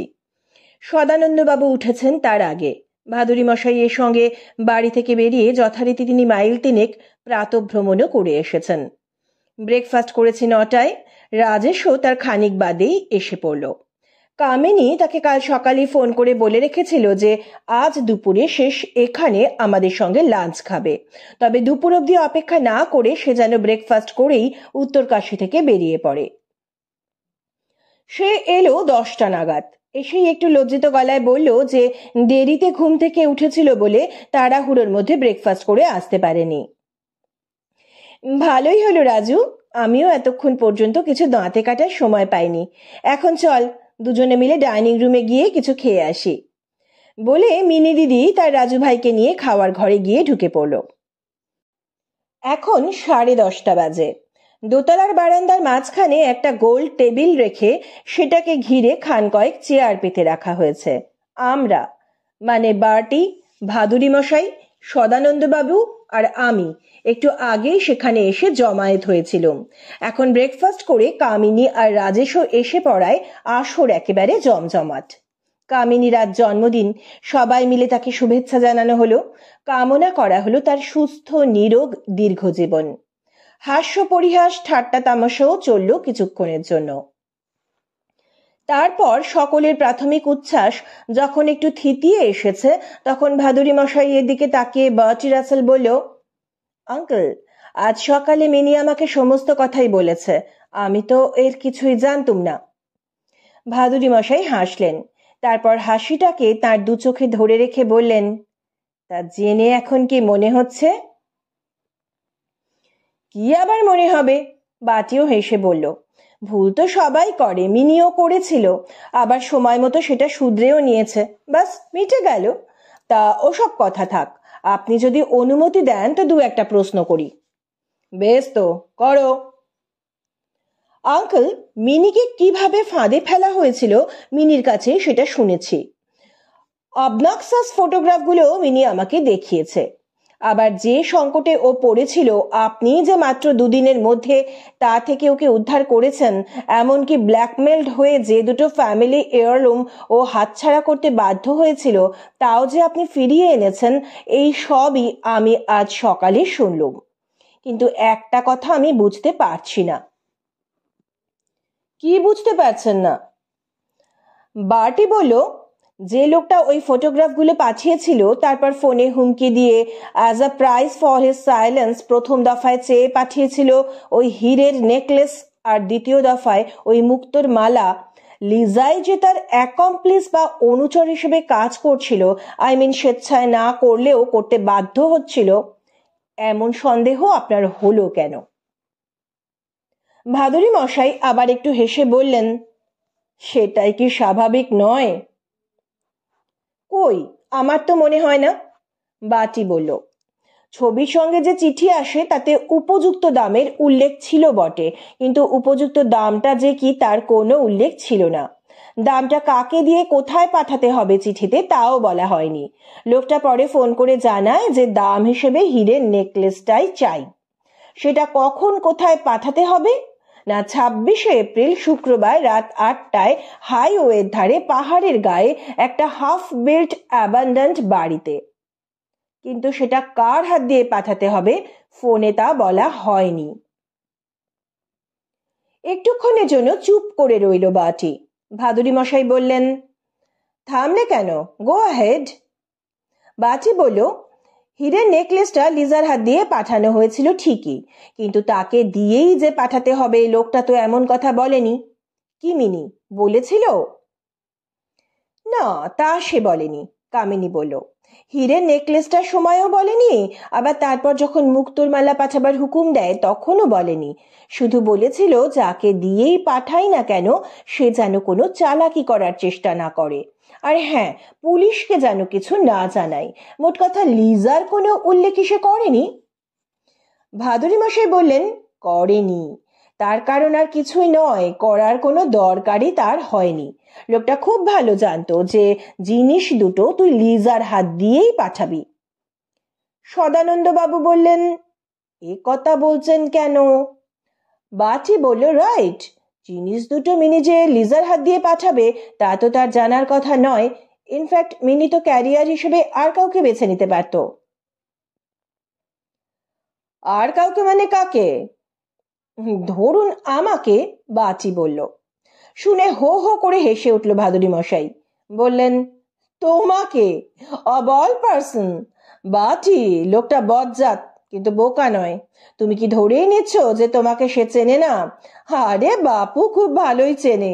সে জানে যে তুমি আপরাইট লোক, তুমি কোনো অন্যায়ের সঙ্গে আপোষ করবে না, ঘুষ দিয়ে কারো মুখ বন্ধ করতে তুমি রাজি হবে না, উল্টে হয়তো রাইফেল নিয়ে তাকে শায়েস্তা করতে ছুটবে।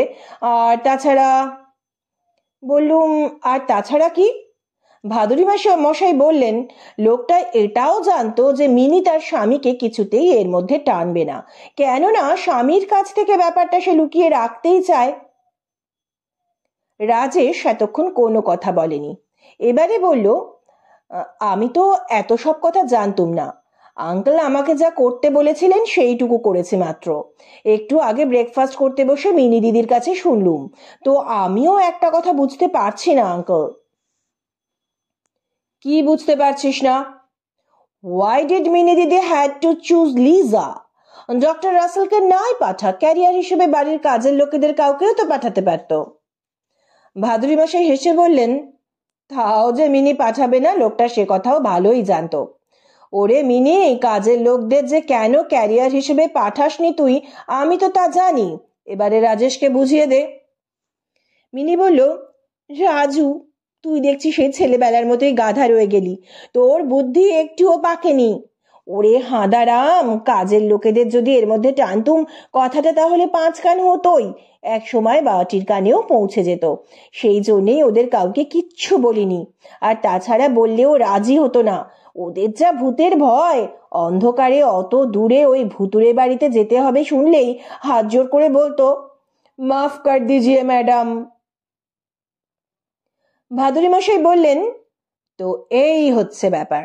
মিনি যে তার স্বামীকে পাঠাবে না, বাড়ির কাজের লোকদেরও পাঠাবে না, লোকটা তা জানতো। তাহলে বাকি রইল কে?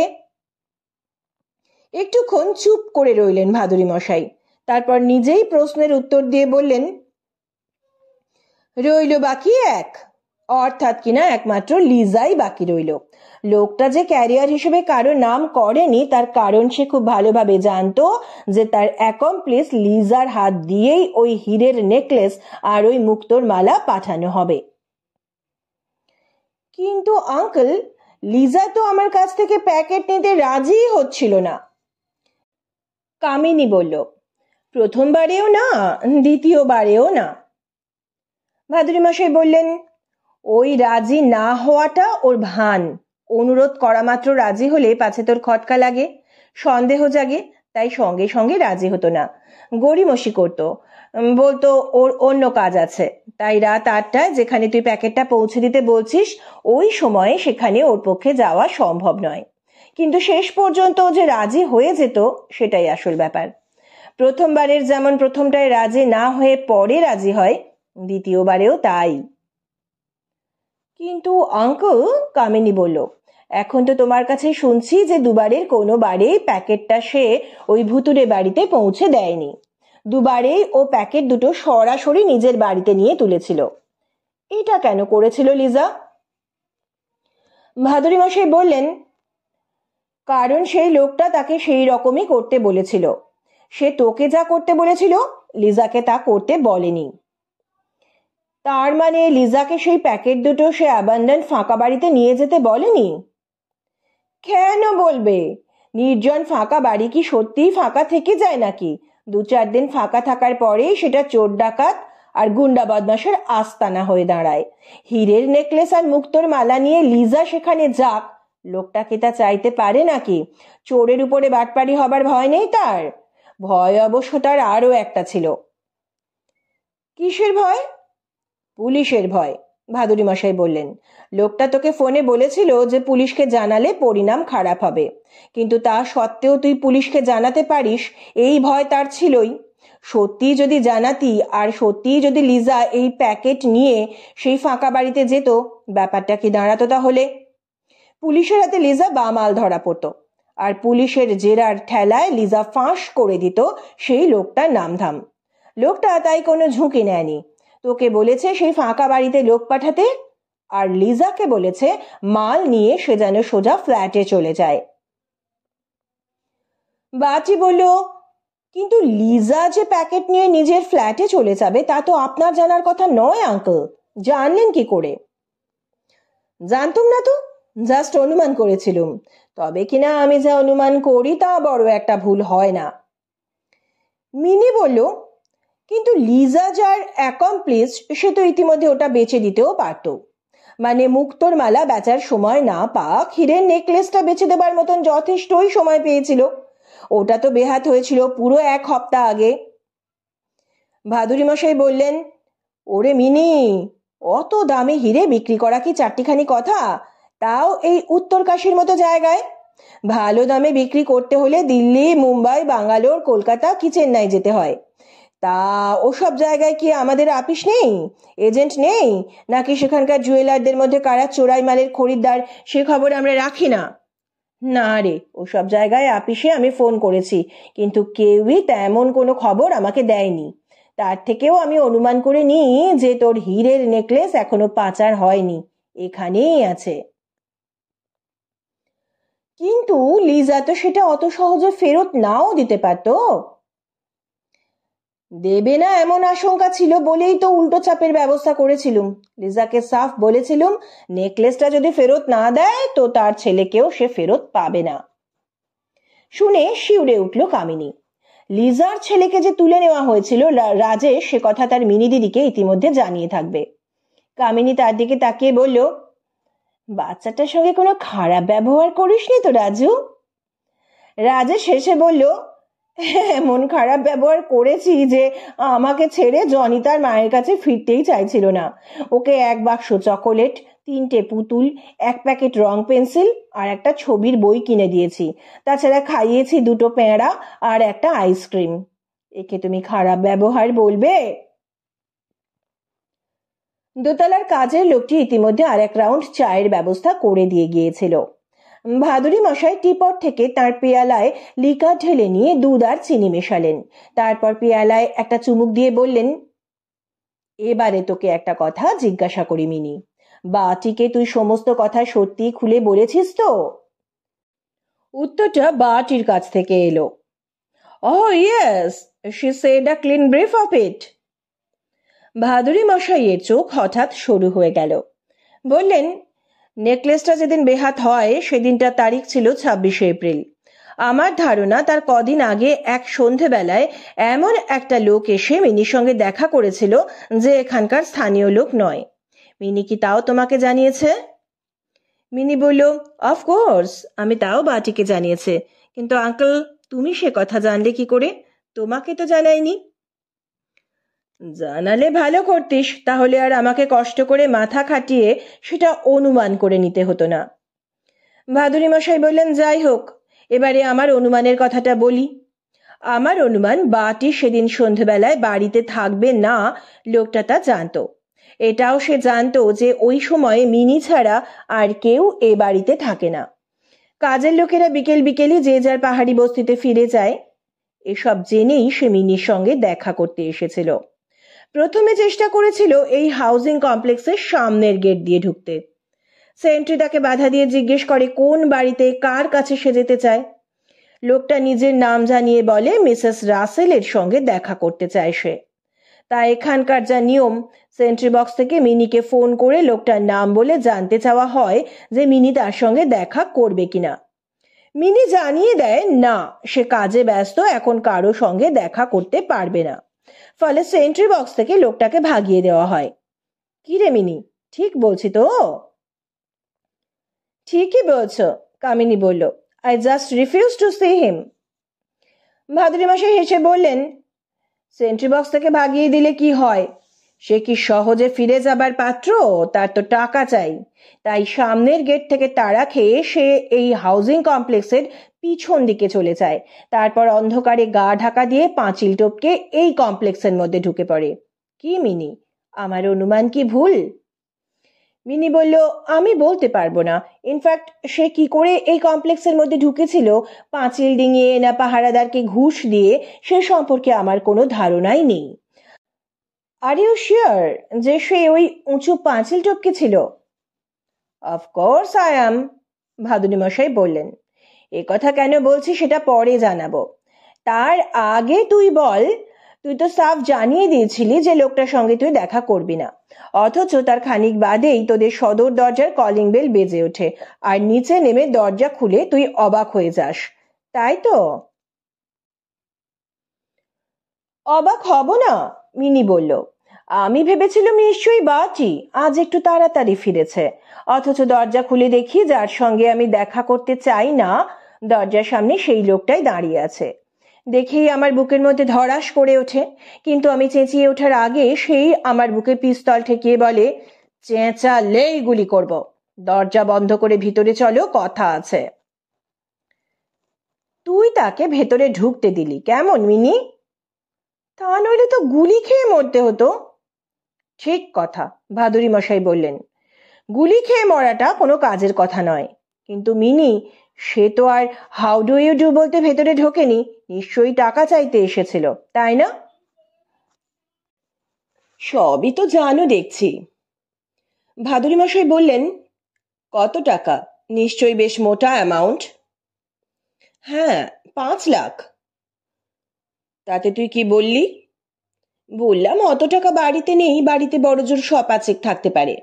তাতে বলল, ঠিক আছে, আপাতত তাই দাও, তবে পরে কিন্তু আমি আবার আসবো। আমি আর কথা না বাড়িয়ে 500 টাকা দিয়ে দিই। শুনে ভাদুরী মশাই একটুক্ষণ চুপ করে রইলেন, তারপর বললেন, একটা কথা জিজ্ঞেস করি, ওকে বসিয়েছিলি কোথায়, আর ছিলই বা কতক্ষণ? মিনি বলল, এত ময়লা জামা কাপড় পরে এসেছিল যে আমি চাইনি বাইরের কেউ ওকে দেখে ফেলে। একতলার ড্রয়িং রুম আর লাইব্রেরি রুমটা তো বাইরের দিকে, তাই সেখানে না বসিয়ে ওকে ডাইনিং রুমে নিয়ে আসি। সেখানেই তা প্রায় 8 ঘন্টা 40 মিনিটের মতো ছিল। যতক্ষণ ছিল তুই ওকে চোখে চোখে রেখেছিলি? তা তো রেখেছিলুমই। তার মধ্যে 2-4 মিনিটের জন্যেও কি ও তোর চোখের আড়াল হয়নি? মনে তো হয় না, বলে মিনি এক মুহূর্তে একটু ভেবে নিয়ে বলল, দাঁড়াও দাঁড়াও, ওকে ডাইনিং রুমে বসিয়ে রেখে একটুক্ষণের জন্য আমাকে একবার পাশের লাইব্রেরি ঘরে যেতে হয়েছিল। ভাদুরী মশাইয়ের চোখ দেখলুম আবার শুরু হয়ে এসেছে। বললেন, কেন গিয়েছিলি? আমাদের খুচরো খরচপত্রের জন্য কিছু টাকা আমি ওখানেই একটা ড্রয়ারের মধ্যে রাখি, সেখান থেকে ওই 500 টাকা নিয়ে আসতে গেছলুম। টাকাটা নিয়ে আসতে তা ধরো মিনিট খানেক লেগেছিল। সেই 1 মিনিট ও একা ছিল তোদের ডাইনিং রুমে? হ্যাঁ। উত্তরটা শুনে একেবারে সঙ্গে সঙ্গেই ভাদুরী মশাই প্রশ্ন করলেন, হ্যাঁ রে মিনি, ওই যে এনার্জি প্লাস বলে একটা টনিক তুই খাস, ওর বোতলটা তুই রাখিস কোথায়? হঠাৎ এমন প্রশ্ন করা হবে কামিনী তা ভাবতে পারেনি। বলল, এ কথা জিজ্ঞেস করছো কেন আঙ্কেল? কোথায় রাখিস তাই বল। কেন জিজ্ঞেস করছি পরে বলবো, আগে আমার কথার জবাব দে। টনিকটা তো খাই লাঞ্চ আর ডিনারের আগে, বোতলটা তাই ডাইনিং রুমের টেবিলের উপরেই সাধারণত থাকে। আজও তাই আছে। আজকেরটা অবশ্য নতুন বোতল, মানে পরশুদিন তুমি যে নতুন বোতলটা আমার জন্য কিনে এনেছো। ভাদুরী মশাই বললেন, ওটার কথা হচ্ছে না, আমি বলছি এনার্জি প্লাস টনিকের পুরনো বোতলটার কথা। লোকটা যেদিন তোর কাছে আসে টনিকের পুরনো বোতলটা, সেদিন তাহলে তোদের ডাইনিং টেবিলে ছিল, আর লোকটাকেও তুই বসিয়েছিলিস তোদের ডাইনিং রুমেই, তাই না? হ্যাঁ। আর মাঝখানে তুই মিনিট খানেকের জন্য ডাইনিং রুম থেকে বেরিয়ে গিয়েছিলি, এই তো? হ্যাঁ, মাত্র মিনিট খানেকের জন্যে। মিনি বলল, পাশের ঘর থেকে টাকাটা নিয়ে আসতে তার বেশি সময় লাগেনি। ভাদুরী মশাই বললেন, ওরে মিনি, তুই বলছিস মাত্র 1 মিনিট, আর আমি ভাবছি যে বিষ মেশাবার পক্ষে সে তো যথেষ্ট সময়। শুনে শুধু মিনি কেন, আমরা সবাই চমকে উঠলুম। বাটি বলল, বিষ? কি বলছেন আপনি? কে বিষ মেশালো? কিসের সঙ্গে মেশালো? ভাদুরী মশাই বললেন, যে লোকটা সেদিন পাঁচিল ডিঙিয়ে তোমার বউয়ের সঙ্গে দেখা করতে এসেছিল, টনিকের পুরনো বোতলে সেই বিষ মেশায়, তার জন্যে সে পুরো 1 মিনিট সময় পেয়েছিল। রাজেশ হাসছিল, বলল, বিষটা যে আর্সেনিক ল্যাবরেটরি টেস্টের রিপোর্ট পেয়ে কালই আমি আঙ্কেলকে জানিয়ে দিই। কিন্তু আঙ্কেল, টনিকে যে বিষ মেশানো হয়েছে এমন সন্দেহ আপনার হলো কি করে? সন্দেহ হলো স্রেফ মিনির একটা কথা শুনে। ভাদুরী মশাই বললেন, মিনি বলেছিল টনিকটার স্বাদ অতি বিচ্ছিরি, শুনে আমার খটকা লাগে। তার কারণ এনার্জি প্লাস একটা বিখ্যাত কোম্পানির বিখ্যাত টনিক। চটপট এনার্জি বাড়ানোর জন্য অনেকেই খায়। আমার বোন মালতীর কিছুদিন আগে টাইফয়েড হয়েছিল, সেরে ওঠার পর তাকেও ওটা খেতে দেখেছি। কিন্তু কই, কাউকে তো কখনো বলতে শুনিনি যে ওটা স্বাদ খারাপ। মিনির তাহলে স্বাদটা খারাপ লাগছে কেন? না রাজেশ, প্রথমেই যে বিষের কথা ভেবেছিলাম তা নয়, শুধু সন্দেহ হয়েছিল যে হয় ওটা স্পুরিয়াস অর্থাৎ জাল, আর নয়তো ওতে কিছু মেশানো হয়েছে। কিন্তু মিনি দিদিকে প্রথমেই সে কথা আপনি বলেননি? কেন বলবো? তবে হ্যাঁ, মিনি ওটা খেয়ে যাক তাও আমি চাইনি, তাই আমারও এনার্জি বাড়ানো দরকার বলে ভুজুং দিয়ে বোতলটা আমি মিনির কাছ থেকে হাতিয়ে নিয়ে উত্তরকাশী যাই। গিয়ে এক ফাঁকে বোতলটা তোকে দিয়ে বলি যে এর কন্টেন্টটা একটু পরীক্ষা করে দেখতে হবে। তা পরীক্ষার ফল তো জানাই গেল। আমি বললুম, কিন্তু টনিকটা তো লিজা এনে দিয়েছিল, কামিনীকে ওই নিয়মিত খেতে বলেছিল সেই। বিষ মেশাবার ব্যাপারে আপনার সন্দেহ তাই লিজার উপরেই পড়া উচিত ছিল, তাই না? ভাদুরী মশাই বললেন, আপনি ঠিক কথাই বলেছেন। ইনফ্যাক্ট এ ব্যাপারে আমি প্রথম সন্দেহ করেছিলাম লিজাকেই, কিন্তু কাল রাত্রিরে হঠাৎ আমার খটকা লাগে। কেন? সদানন্দবাবু বললেন, কেউ কি এমন কিছু বলেছিল সন্দেহটা যাতে লিজার উপর থেকে ওই লোকটার উপরে গিয়ে পড়ে? ভাদুরী মশাই বললেন, না না, এটা কারো কিছু বলার ব্যাপার নয়, কিছু দেখার ব্যাপার। দুটো জিনিস আমি দেখেছি, একটা পরশু দেখেছি, একটা কাল। একা আমি যে দেখেছি তা নয়, যেমন আমি দেখেছি তেমন সদানন্দবাবু আর কিরণবাবুও দেখেছেন, কিন্তু তার তাৎপর্য ওরা ধরতে পারেননি।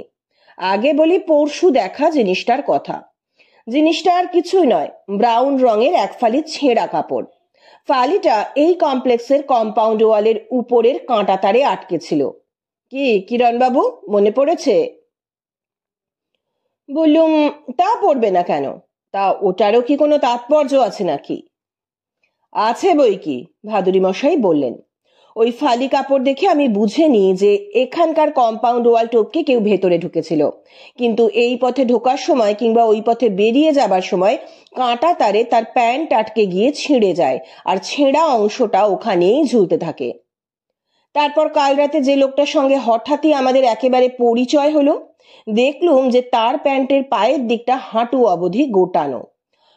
সদানন্দবাবুর সেটাকে ইনডিসেন্ট ব্যাপার বলে মনে হয়েছিল, তবে আমি ঠিকই বুঝে গিয়েছিলুম যে প্যান্টটার পায়ের অংশ ছেঁড়া বলেই সেটা ঢাকা দেবার জন্য লোকটা তার প্যান্টের পায়ের দিকটা ওইভাবে গুটিয়ে রেখেছে। সদানন্দবাবুকে আমি সে কথা বলেছিলুমও। সদানন্দবাবু বললেন, ওরে বাবা, তারপর? ভাদুরী মশাই বললেন, তারপর আর কি, বুঝে গেলুম যে এই লোকটাই পাঁচিল টপকে এই হাউজিং কমপ্লেক্সে ঢুকেছিল, আর সেই ভয় দেখিয়ে হীরের নেকলেস আর মুক্তোর মালা আদায় করার পান্ডা। তাও তো ততক্ষণে আমরা বুঝে গেছি, তাই এতেও আর আমার সন্দেহ রইল না যে এই হাউজিং কমপ্লেক্সে সে মিনির কাছেই এসেছিল। তখন ভাবতে লাগলুম কেন সে এসেছিল। তার কাজ তো ভয় দেখিয়ে যতটা পারে আদায় করে নেওয়া। তা ভয় দেখাবার কাজটা তো নোংরা কিছু ছবি পাঠিয়ে, চিঠি লিখে আর ফোনে হুমকি দিয়েও করা যায়। তাহলে সেসব করার আগে সে দেখা করতে এসেছিল কেন? এমন কি কাজ ছিল তার, যার জন্য এখানেই আসতে হয়েছিল তাকে? একটুক্ষণের জন্য চুপ করে রইলেন ভাদুরী মশাই। একটা সিগারেট ধরালেন, তারপর একরাশ ধোঁয়া ছেড়ে বললেন, একই সঙ্গে ভাবছিলুম বিষ মেশাবার কথাটাও। ওটা কি সত্যি লিজা মিশিয়েছে? সে কেন এই বোকামি করবে? সে তো জানে যে সেই মিনিকে টনিকটা এনে দিয়েছে, আর মিনিকে সেটা নিয়মিত খেতেও বলেছে সেই। মিনির ডাক্তার স্বামীর পক্ষে সেটা জানাই স্বাভাবিক। তাহলে লিজা জেনে শুনে এই ঝুঁকি নেবে কেন? আর তখনই একেবারে বিদ্যুৎ চমকের মতন আমার মনে হলো, পাঁচিল টপকে যে লোকটা এসে মিনির সঙ্গে দেখা করেছিল, বিষটা সেই মিশিয়ে দিয়ে যায়নি তো? তো মিনির কথা শুনে এখন বুঝতে পারছি যে এটাও আমার ভুল অনুমান নয়। রাজেশ বলল, আপনার কোনো অনুমানে ভুল নয় আঙ্কল। তারপর মিনির দিকে তাকিয়ে হেসে বলল, ভয় পেও না মিনি দিদি, ল্যাবরেটরি টেস্টের রিপোর্ট আমি দেখেছি। যে পরিমাণ আর্সেনিক তোমার পেটে গেছে তাতে তুমি মরবে না। ভাদুরী মশাই বললেন, এবারে আসি আসল কথায়। পুলিশকে আমি লিখিতভাবে কিছুই জানাইনি। লিখিত অভিযোগ জানালে মামলা হবে। তা যদি হয় তাহলে বালুর অন্তত বছর কয়েকের জেল তো হবেই, লিজাও বেকসুর খালাস পাবে না। অথচ আমার ধারণা লিজা যাই করুক সেটা স্বেচ্ছায় করেনি, প্রাণের ভয় করেছে। কিন্তু আদালত সে কথা বিশ্বাস করলেই বাকি। জেল না হোক, হাসপাতালে তার চাকরিটা আর থাকবে না। সেক্ষেত্রে তো আসল শাস্তি হবে তার ওই 3 বছরের বাচ্চা ছেলেটির। মায়ের চাকরি গেলে সে তো না খেয়ে মরবে। বার্টি বলল, ঠিক কথা।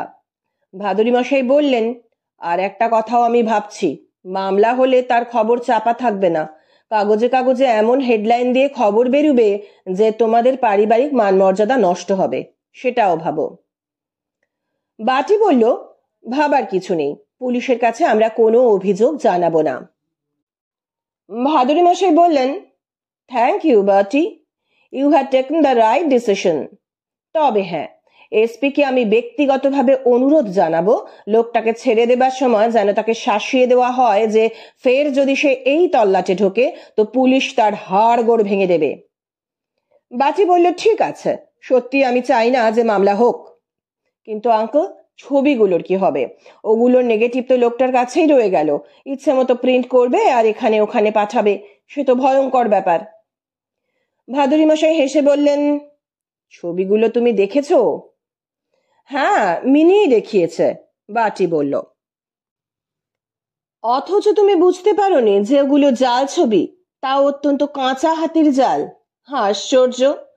ওহে বাটি, আমি তো দেখেছি মাত্র একটা ছবি, তাতেই বুঝেছি যে ওতে শুধু মুখটাই মিনির, বাদ বাকি শরীরটা অন্য কোনো মেয়ের। আমি বললুম, তার মানে হাঁসঝাড়ু? ভাদুরী মশাই বললেন, ঠিক তাই, ব্ল্যাকমেল করার এই কায়দাটা আজকাল খুব চলছে। কামিনী বলল, বাদ বাকি শরীরটা আমার নয়, তুমি সেটা বুঝলে কি করে? ওরে বোকা মেয়ে, তুই নিজের শরীরটাও চিনিস না? ভাদুরী মশাই বললেন, তোর বাঁ হাতের কনুইয়ের 1 ইঞ্চিটা কুপরে হাতের সামনের দিকে কোনো জরুল আছে? কামিনী তাড়াতাড়ি তার বাঁ হাতটা দেখে নিয়ে বলল, কই, নেই তো। অথচ ছবিতে যে মেয়েটার শরীরকে তোর মুখের নিচে জুড়ে দেওয়া হয়েছে তার বাঁ হাতের ওই জায়গায় রয়েছে একটা মস্ত জরুল। তাই বলছিলুম যে এটা নেহাতি কাঁচা হাতের কাজ। শুনে কামিনী বলল, যাক বাবা, বাঁচলুম। কি যে দুর্ভাবনা হচ্ছিল সে আর বলবার নয়। নিচ থেকে অর্জুন খবর পাঠালো, লাঞ্চ রেডি, ইচ্ছে হলে আমরা এবারে খেতে বসতে পারি। খাওয়ার টেবিলেই বাটি ঘোষণা করলো যে রোগীদের কাছ থেকে 3 দিনের ছুটি নিয়ে কালই সে সবাইকে নিয়ে গঙ্গোত্রী যাবার প্ল্যান এঁটেছে। কামিনীর জন্মদিন উপলক্ষে এটাই তার উপহার। লাঞ্চের পরে বিকেল অবধি জোর আড্ডা হলো। রাজেশ বিদায় নিল বিকেল বেলায়, বলল তার ছুটি পেতে কোনো অসুবিধে হবে না, গঙ্গোত্রী যাবার পথে উত্তরকাশী থেকে তাকে যেন আমরা তুলে নিই। সন্ধে নাগাদ ভাদুরী মশাই, সদানন্দবাবু আর আমি গিয়ে নদীর ধারে বসলুম। সদানন্দবাবু বললেন, আচ্ছা ভাদুরী মশাই, পাজি লোকটা মনে হলো আপনার চেনা, কে ও? ভাদুরী মশাই বললেন, বালুচন্দ্রন, মিনির সেকেন্ড হাজব্যান্ড, ফিল্মি ফাইটার। এককালে মারপিটের ছবিতে ওর চাহিদা ছিল, এখন আর কেউ পৌঁছে না। শুনে সদানন্দবাবু বললেন, ছ্যা ছ্যা।